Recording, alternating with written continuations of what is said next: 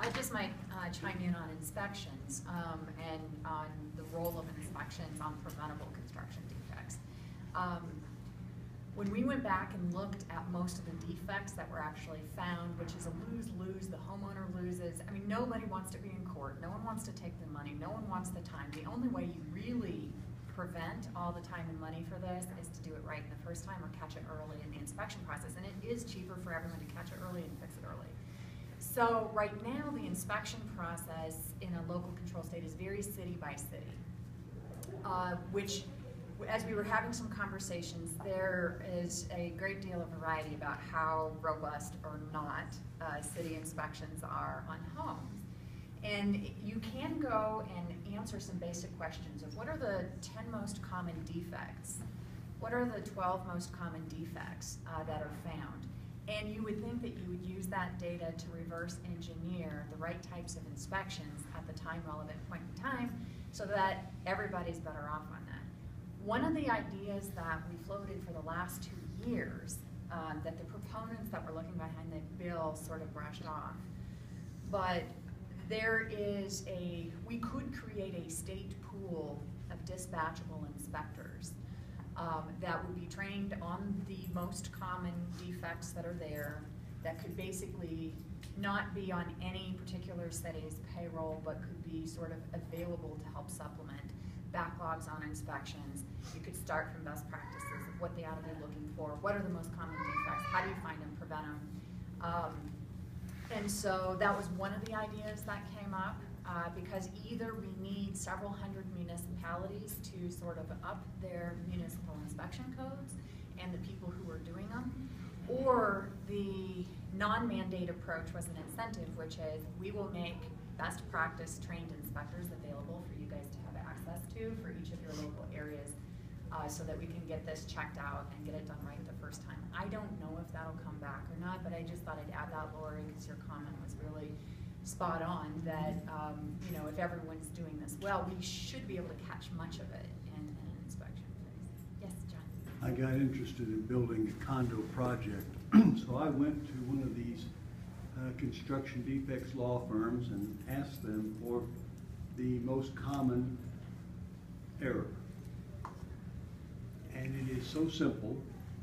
Every project manager of every construction company should be able to fix the biggest one, which is simply if the architect draws in, I don't remember the exact dimensions, but an 1.5 inch lip around a window to seal it, the window company comes in and does 1 1/8 or something like that.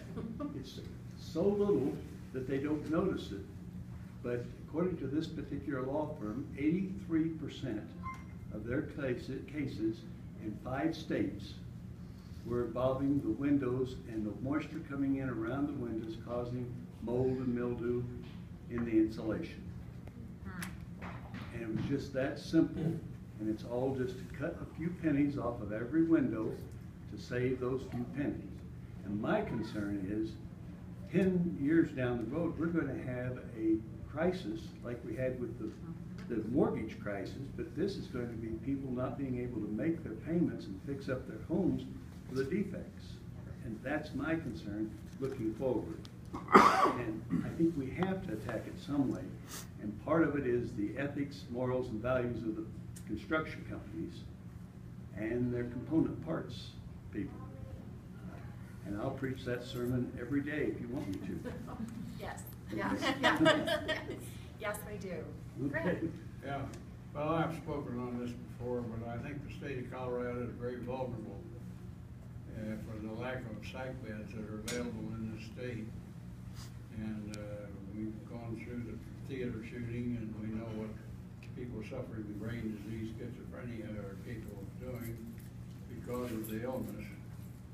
And the state hospital at Fort Logan has gone from 250 beds now down to 94. And Colorado ranks last among all the states in psych bed availability. And to prevent another tragedy is something I think that the state legislators should be very concerned about. I'd like to just address that a little bit. I think that it would be a really good idea for us to have a town hall meeting where we talk about what the issues are around the Fort Logan in particular, and what the alternatives are that we've been using. How much good are they doing? Are they, and obviously from your point of view, they're not even coming close to being able to satisfy the issue. But we've never seemed to get all the people in the same room to talk about what's really happening and what some of the solutions might be.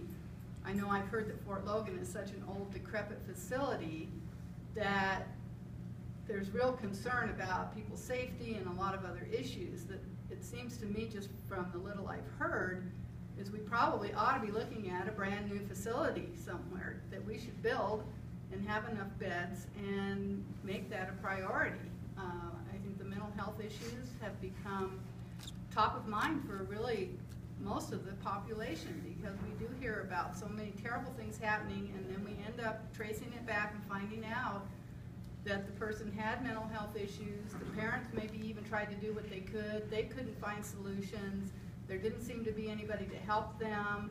I've even heard from some folks in the law enforcement that parents become afraid of their own children, and that's how they allow the children to have the guns and all of that, because they're afraid of their kids. And I haven't heard anyone really addressing some of those issues, and I think what you're saying about the capacity being so small is really a place to start. So I know all of us are very grateful to you, Graham, for continuing to bring this up and continuing to keep it on top of people's minds. And I think we really need to have, perhaps we create a task force, and I know people hate task forces, but they do good things every once in a while.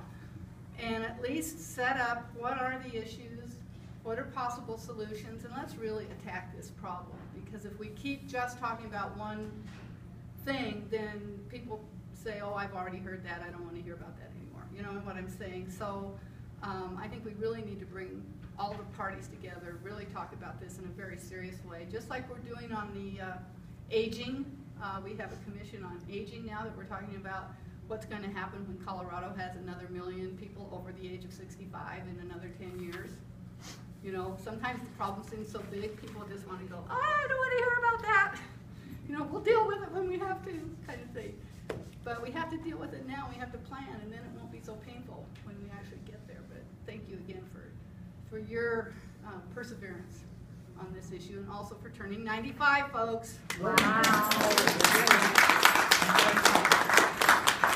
just like to add a comment on the psych bed issue, because as we come up with Veterans Day coming up next week, and what I see is there's a tremendous amount of people who are struggling with addiction and post-traumatic stress. And so my dad, because he served in the military, he came from the era that you just suck it up. I mean, he had 2 tours in Vietnam and 1 in Korea, and he never talked about or shared his story as it relates to what it was like to be in war. But now what I see with the homelessness of people that are veterans, and they are camped out, homeless, up and down Colfax and other areas, they're dealing with substance abuse. And that's what I love about some of the work that Senator Morty Carroll has done, because she has focused on not incarcerating people who have addiction. Let's get them treatment. And if we could work on the front end, if we could work on some of these issues as it relates to substance abuse and drug abuse, on the front end, giving people the therapy and the treatment that they need before they start to do desperate things. Like Representative Wright talked about when they get guns and those kinds of things. We do need to start working upstream as it relates to prevention and intervention, and looking at what we can do to keep people out of prison, keep people from being homeless, and what kind of treatment can we provide to them to get them to the point where they don't need a psych bed. But we're doing right by our veterans and doing right by anybody who has some kind of behavioral disorder. So Representative Wright is absolutely right. It's a big issue. It deserves our attention. And there's also disparity as it relates to funding or treat. You know, there's some insurance companies that don't even want to treat people adequately as it relates to disorders. So it's a big issue that requires our immediate attention. So thank you for bringing that up. Yes, sir, go ahead. I don't think anyone of you is on the joint budget committee, is that correct? That's right. Correct. Do you know what's going on in the Joint Budget Committee? And I want to know generally, because we're talking about funding and how it's allocated. Is there, on the Joint Budget Committee, is there collaboration? Is there an attempt to work across the aisle, or is there antagonism and trying to set the agenda in different ways? Yeah, that's a wonderful question. The Joint Budget Committee generally is very collaborative. We've never had a year where we have not been able to get to a bipartisan balanced budget. It doesn't mean there isn't a lot of wrangling back and forth, but as a culture, it's a committee that's used to having hearings and negotiations about every single line item for what's in there. And probably the surprising untold story about Colorado's Joint Budget Committee is more often than not there's agreement. And then you wind up with, out of hundreds of decisions, maybe half a dozen that become kind of flashpoints that are worth really fighting to amend. Right now, some of you may have followed that as Colorado's economic recovery is coming back and we're growing jobs and the unemployment's down and the revenue's up, we are in the odd situation where we're looking at probably about $300 million of cuts, despite the fact that we're growing, because it is a formulaic refund. So I think right now the status is each of the departments are basically making proposals for cuts within the larger budget. And so every time you've got a year where you're making cuts and you don't have net new money to have, you wind up having advocates for higher ed affordability that wind up being in tension with, say, early childhood education or funding for mental health beds. Any one of these things that stand alone seems like such an obviously worthwhile place to spend money. Those years where we are making cuts in places where they already are strained are going to be tough years. So where they are right now, and November is their figure setting month, they structure a budget department by department, which sometimes isn't always intuitive from a citizen's perspective of exactly where do you find what you care about. I'm just going to use mental health as an example. You might find some funding for mental health in the state's Medicaid budget. You might find some funding for mental health in our department, Colorado Department of Public Health and Environment, or CDPHE, which is often dealing with the hospital side of it. But the easiest way to get the status update on each of the departments is there is a separate nonpartisan staffing memo on the recommendations of what each of the departments, so the governor and their departments come in, they have a proposal. We think you should fund this, we think you should cut this so that we balance. And they present on public hearings on their recommendations, and then the 6 members of the Joint Budget Committee each of these out, see if they agree. The departments don't always get their way. And so the month of November, your timing is really very good. The month of November is when initial figure setting is being made on every single department that's there. It's amendable after that, but harder. So right now, this month is the very, very best time. And we can weigh in with our members of the Joint Budget Committee on your behalf. So even though we're not there, if one of the suggestions you want to give us is a funding priority, and I've passed this on for Graham as well, part of our job to advocate for you is to go talk to the people who are on these committees and say, look, this is something that's really important to people in my community. See if we can't, like everything we do in the budget, if you're going to pay for this, you have to know what you're taking from, how you're going to pay for it. And so Aurora right now doesn't have a member. Janice May used to be on it. She used to be, right. When she was in the House. So we have in the Senate, Pat Stedman, Denver, Kent Lambert, Colorado Springs, Kevin Grantham, Fremont County, Arcadia City. And in the House, you guys have Summit County. Yeah, Summit County. And Becker. Yeah, Becker. And Dave Young. And Dave Young, who's out of Greeley. Right. Anyway, we all know all 6, so it's a little bit of advocacy to try and push from our side. So yes, we know there's initial reports and recommendations that are put in plain language that aren't too hard to follow. It'll be sorted by department. If you search the Colorado General Assembly Joint Budget Committee and any given topic in there, you will get the latest of what the proposed recommendations are for figure setting. So, Related to that, do you know what the temperature is in the legislature about de-Brucing Tabor? Yeah. And how it affects, it seems like the last election, there seems to be some popular consideration to doing that, but I just wondered what it's a good question. it is in the legislature. I could address that a little bit. The legislature, I think, is reluctant at this point to try to bring a referendum to the people. And I think what you have seen happening is there's a group out there called Building a Better Colorado.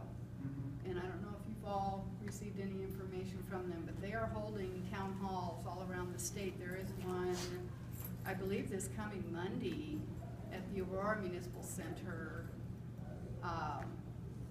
or no, at the Beck Rec Center from 4 to 6 p.m. And what they're trying to do is to get input from the community all across the state, but it's people who really are concerned about the ramifications of the Tabor Amendment, basically, and all the other amendments we have in our Constitution that are conflicting and that really cause a lot of trouble in trying to fund, plan, and do a lot of things. So there's a big concerted effort going on to really make that a high priority for the business community, the faith community, the nonprofit community, the business, regular consumer community, to come together, see where we are, see where we're going, and see whether we think we need to do something about what's happening. And I know for our part, we have tried several times to be able to bring something that, and not to get too far in the weeds on Tabor. Everyone's heard of Tabor, right? It was created at a time when we did not have our single subject law. So now you can't bring even a referendum or an initiative that has more than one subject in it. But Tabor itself was a multi-subject law, and it's a constitutional amendment. So there have been a lot of people thinking about ways to at least try to make the situation a little better piece by piece. So far, we have not seen a lot of progress there, but people are working on it, and I would say go online to, I think they are calling themselves Build a Better Colorado, and check into what they're doing. Yeah. I was going to say, I think also Colorado law and policy has been covering that quite a bit, so if you go online and check that, they've got some things that have been going on there too. And that's CCLP? I believe so, yes. CCLP. Yeah, I was more interested in just. And I think at the legislature, we are, I think. The undercurrent of what's going on, feelings in the legislature. There's always a lot of conversation about it, but very few of us have ever been able to come up with what would be a solution that we could actually pass through the legislature. So I would just add with the legislature, the reason why I don't think it's going to happen through the legislature is because it's constitutional, it takes 2/3.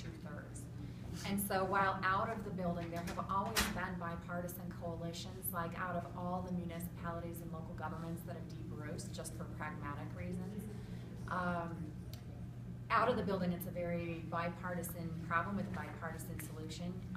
But in the building, because it's in the Constitution, we take 2/3. And so some of the previous elected Republicans who had worked with some of the elected Democrats on getting this done faced and lost primaries over it. And so there's a very real political consequence to elected Republicans to cast that vote. And so we used to have some that just looked at the math and are like, taxpayers are not actually getting a good value out of this, and this is sort of arbitrary. But ever since then, there's sort of, everyone knows the undercurrent is a very real political risk for some of those folks who just aren't willing to cast it, which makes it impossible to get to the 2/3 vote. We don't need 2/3 vote if the citizens pass it. So it's a straight, simple majority vote. And so the coalition that you heard talked about here by a couple other people is in some ways maybe the simplest possible solution, and it is probably almost certainly never going to happen through the state legislative process. And so, I I mean, I think a direct answer to your question is the appetite is there by some people in the legislature, but not by enough to pass it. And I think what we need to be mindful of is the consequences or the disadvantage of what happens when we try to operate, with that restriction of tabor, because the impact when you think about our school and how we fund our schools, that's why we have the negative factor. And when we're not able to fund our schools adequately, then we're looking at a situation coming in 2016. Are we going to be looking at trying to keep things status quo, or are we looking at trying to cut?